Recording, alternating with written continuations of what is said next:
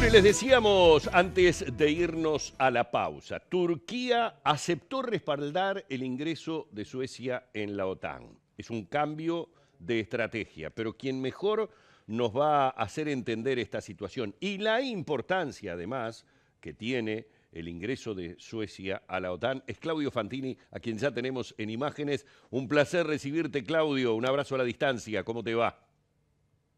¿Qué tal, Humberto? Un gusto saludarte. ¿Cómo estás? Muy bien. Bueno, Claudio, primero que nada, ¿cuál es la importancia del ingreso de Suecia a la OTAN? Bueno, es una importancia muy grande, muy significativa y de algún modo implica un tiro por la culata de Vladimir Putin. En definitiva, en la argumentación de Vladimir Putin para invadir Ucrania es evitar que la OTAN creciera, ¿no? Ese fue uno de los razonamientos. Después estaban los otros, el supuesto gobierno nazi que hay en Ucrania, la necesidad de desnazificar. El verdadero objetivo que tenía Putin es evitar que la OTAN crezca y logró exactamente lo contrario. Por evitar el ingreso de un país a la OTAN, Ucrania, lo que produjo es el ingreso de dos países a la OTAN, Suecia y Finlandia. Por lo tanto, la OTAN, guerra de Ucrania mediante, es más grande. Se trata de dos países que tenían vocación de neutralidad, siempre habían estado más cómodos planteándose como países neutrales, eran cercanos a la OTAN, pero no querían formar parte de la estructura de la OTAN. Es la guerra en Ucrania, la invasión de Rusia a Ucrania, la que hizo cambiar posiciones históricas, tanto a Finlandia como al Reino de Suecia. Creció la OTAN en lugar de no crecer como supuestamente o como pretendía Vladimir Putin con la guerra. Además, la OTAN se arregló porque el gobierno de Trump la estaba descomponiendo. Donald Trump trabajó para destartalar la OTAN, produjo obstrucciones de todo tipo a la buena relación entre todos los países miembros. Bueno, fue la guerra en Ucrania la que permitió primero reinstalar el liderazgo norteamericano sobre la Alianza Atlántica y después superar todas las diferencias para coordinar el accionar. Y además de eso, lo que ha hecho la OTAN en este año y pico de guerra es fortalecerse militarmente, un incremento de la militarización gigantesca ha tenido en estos años. El ingreso de Suecia es un dato más de en qué sentido respecto a la OTAN el cálculo de Vladimir Putin salió exactamente al revés. Claudio, y con respecto a ese tema, es decir, a este revés que nuevamente parece tener Putin, el cambio de posición de Turquía, ¿qué significado y qué peso tiene?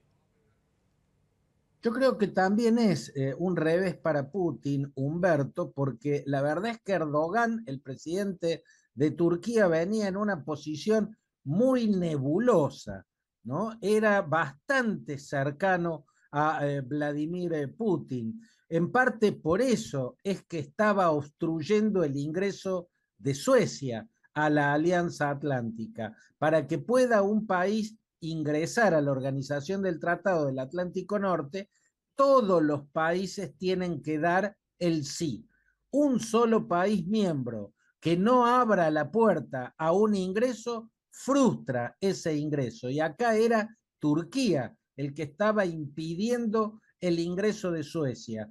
Por un lado, porque estaba la cuestión de la posición sueca frente al PKK, el Partido de los Trabajadores Kurdos, una organización izquierdista que tiene brazos guerrilleros, que buena parte del mundo considera terrorista, que fue liderada por un terrorista, Abdallah Öcalan, que ya lleva varios años preso en una isla en el mar de Mármara.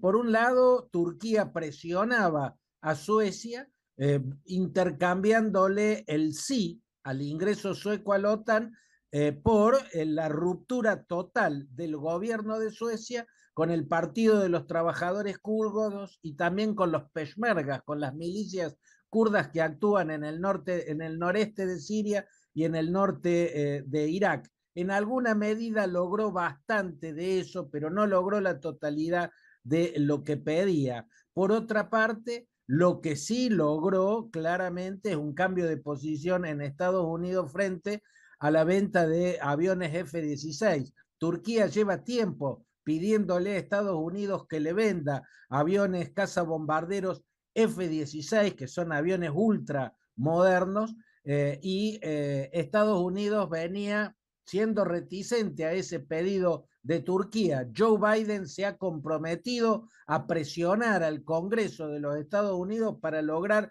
la aprobación de la venta de los F-16 que está pidiendo Turquía desde hace tiempo. Y por otro lado, Erdogan está logrando algo que también lleva mucho tiempo reclamando Turquía.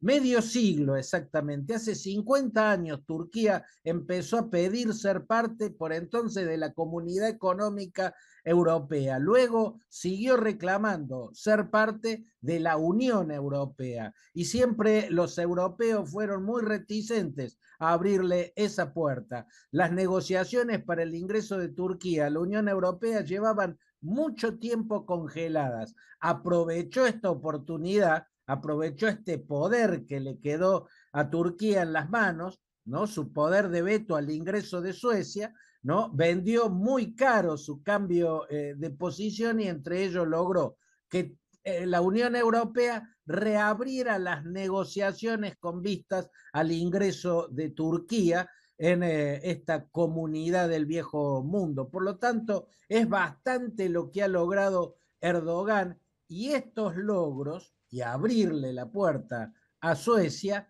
lo aleja un par de pasos respecto a Vladimir Putin.